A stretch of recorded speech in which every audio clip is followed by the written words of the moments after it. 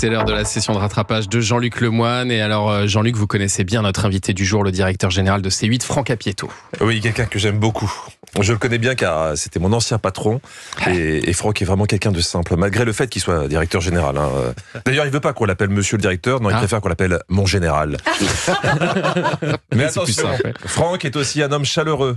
On l'a enregistré à son insu juste avant qu'il rentre dans le studio de Culture Média. Thomas, plutôt mignon. Je vais lui faire un bisou, sauf à la Miss Météo. Déjà un peu de respect, hein. Nissa n'est pas que Miss Météo. Elle fait aussi des podcasts pour que les jeunes aient leur bac français. Bon, vu les fautes d'orthographe sur les réseaux, elle ne doit pas être beaucoup écoutée. Franck, on se connaît bien. Je sais que vous êtes un homme honnête. Est-ce que vous voulez nous parler de l'attitude de Julien Pichenet? Qu'est-ce que j'ai fait? Quand il a compris que lui non plus n'aurait pas de bisous. Vous trouvez qu'il y a eu vraiment un gros moment de malaise? Oui, bien sûr. Julien est un grand professionnel qui est venu réclamer son bisou. Voilà, ça me met passablement en colère, oui. Et il ne me l'a pas demandé. Alors que moi, je trouve que c'est juste un geste inconvenant, vraiment. J'aimerais que ça se passe autrement. C'est pas de bol, hein, c'est pas de bol. J'ai pas trouvé d'interview où vous disiez le prénom Anissa, sinon je vous aurais fait dire n'importe quoi aussi sur elle. Évidemment, c'est. Je suis mais alors stupéfait par ce que j'entends. En fait, j'ai pris des petits morceaux de phrases. Je vous ferai un bisou à Anissa en sortant. Je vous le conseille pas, franchement. Non, plus sérieusement, je remercie Franck, car j'ai vécu des moments très heureux grâce à lui.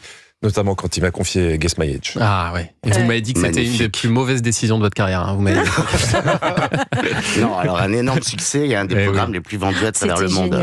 C'était génial. Et un concept très simple, parfaitement porté par le talent de Jean-Luc. Jean-Luc Lemoine. Et alors Jean-Luc, pour votre session de rattrapage, vous avez promis de finir votre débrief de Si on se rencontrait sur M6. Oui. Cette émission où des gens se rencontrent après des mois ou des années d'échanges virtuels sur des applis, avec parfois des déceptions.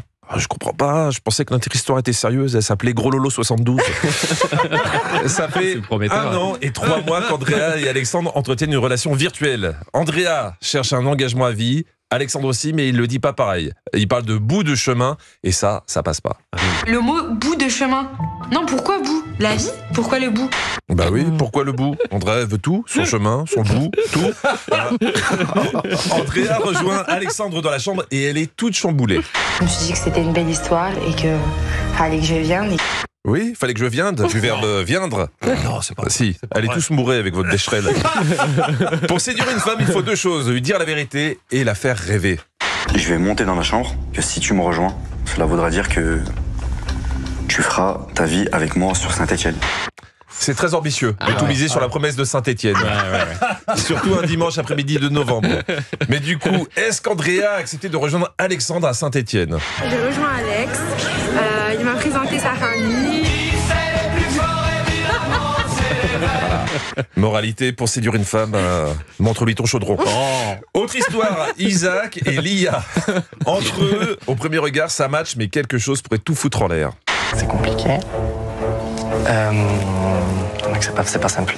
J'ai une infirmité physique. D'accord. Que tu seras amené à découvrir au poste nuit. Mais de quelle infirmité physique peut bien souffrir Isaac? Jouons tout de suite à Qui veut gagner une nuit d'amour? Isaac a une infirmité qu'il veut révéler à Lia. Au cas où, par inadvertance, il se mettrait tout nu devant elle. De quoi s'agit-il? Réponse A. Il a 3 nombrils. C'est bizarre, mais au moins on peut l'attraper comme une boule de bowling. Réponse B. Il a 5 zizi et son slip lui va comme un gant. Réponse C. Il a une petite queue en bas du dos comme un petit renard facétieux. Réponse D. Il a un sexe en forme de crochet. Bien pratique pour accrocher un manteau ou un sac lors d'une balade. Non. Il y a une vraie réponse. Il y a une vraie réponse. Franck, d'après vous? Franck, un avis peut-être? La D. La D. Ah bon, un crochet pour le sexe en crochet? Non, moi je dis la petite queue de renard. Parce que des fois ça arrive, le coccyx, on a une petite queue. Ça arrive. Voilà, c'est vrai. Et alors? Le crochet, c'est pas mal quand même. Oh Et les non, 5 quand même. zizi, c'est pas raisonnable, voyons. C'est la D. On écoute la réponse. Est-ce que tu regardes les Disney, tout ça, les dessins animés? Oui. Ok. Je te laisse deviner pourquoi on m'appelait Capitaine Crochet. Capitaine Crochet, ok. Non. Il est content, Franck, en plus. Moi, ce qui m'interroge, c'est que si on l'appelle comme ça, c'est qu'il l'a montré à tout le monde. Et puis, quelle drôle de façon de présenter les choses en parlant de Disney. Il y a des moments, il faut être plus clair, car Lia, elle a rien pigé. Capitaine Crochet, je me dis, de quoi il me parle? Je me pose des questions, je me demande à quel endroit c'est. Une partie sur moi qui est semblable à un crochet. Ton pied? Ouais. Soit tu dis rien. Donc Isaac va être plus clair. Je suis un petit peu gêné. En fait, c'est parfaitement fonctionnel, mais c'est tordu. C'est un peu comme une équerre. Bien pratique en cas de contrôle de géométrie. Non. Eh oui, c'est les vacances, mais pensez déjà aux fournitures scolaires. À demain pour la toute dernière. Il a dit c'est comme une équerre. Ah oui. Ouais, Comme c'est une ça. équerre. Bah, c'est plus C'est qu'un ça. crochet là. Ah oui, Il y a là un c'est vraiment dysfonctionnement très quand même. particulier. Puis c'est surtout très particulier de dire ça à la télévision. Mais quoi, non c'est diffusé à quelle heure? C'est à c'est 23h30. tard. D'accord. Ouais. Et c'est surtout particulier de dire ça à un premier Faut que je rendez-vous. Pardon, J'avais vu. excusez-moi. C'est vrai. Merci Jean-Luc Lemoyne qu'on retrouve demain pour la dernière. Vous avez prévu quelque chose de particulier pour la Ah dernière pour oui, le numéro alors là, un? attention, vous n'êtes pas prêts. Ah, on va voir. Non, le- j'ai Attention. peur. Ah, Oh, je j'ai sens Il y en aura peur. pour tout le monde. Bon, Oh très là bien.